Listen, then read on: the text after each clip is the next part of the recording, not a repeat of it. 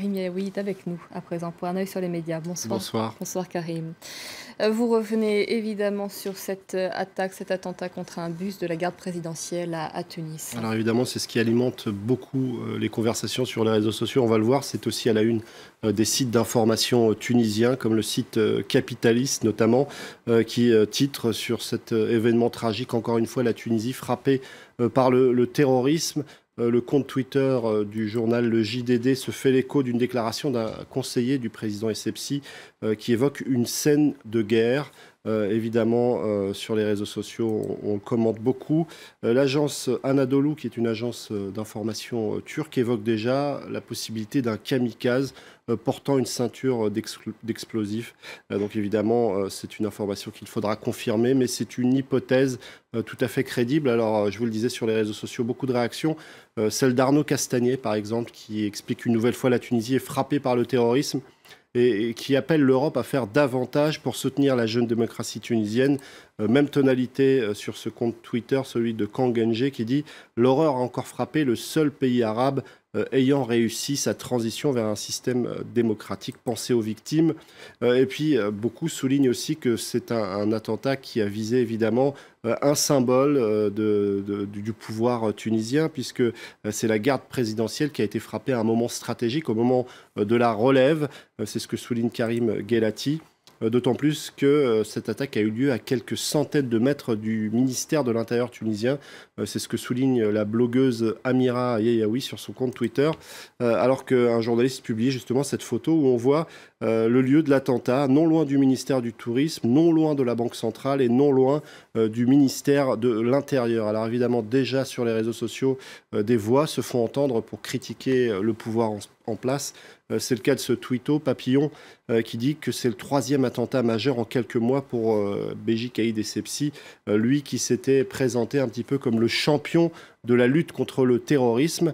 Le site Capitaliste, dont je vous ai parlé au début de cette chronique, publie même cette lettre adressée à Béji Caïd Essebsi. C'est l'heure de vérité.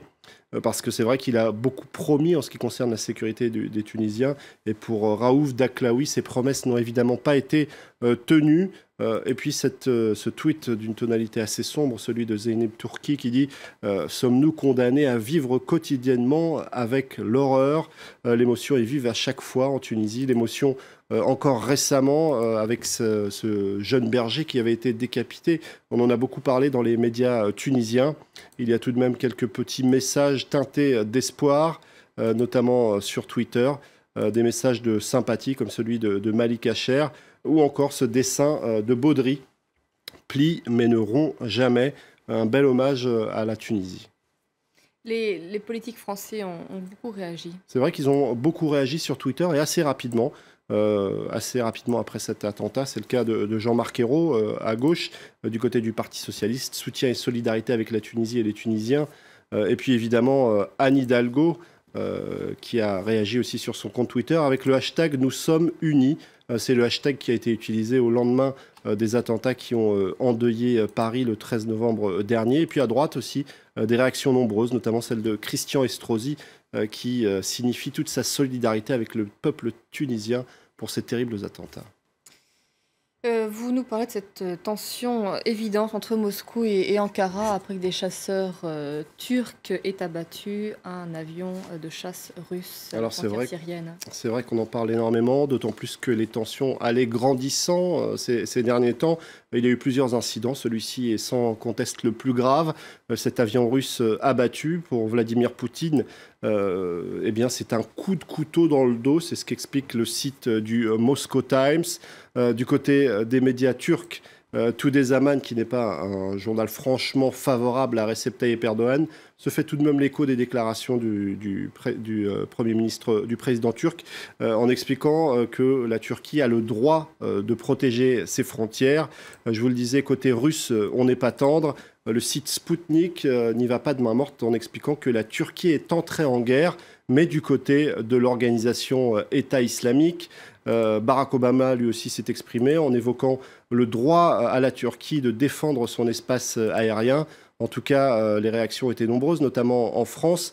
Une particulièrement virulente, celle de Jean-Luc Mélenchon, qui accuse le gouvernement turc de jouer à un sale jeu. Et cette question dépasse les clivages politiques en France, puisque à droite aussi, on trouve des réactions comme celle de Valérie Boyer, qui évoque cet avion abattu par la Turquie, et qui invite aussi la Turquie et Erdogan à clarifier ses positions en ce qui concerne l'organisation État islamique. Je vous remercie Karim pour cette chronique, un œil sur les médias.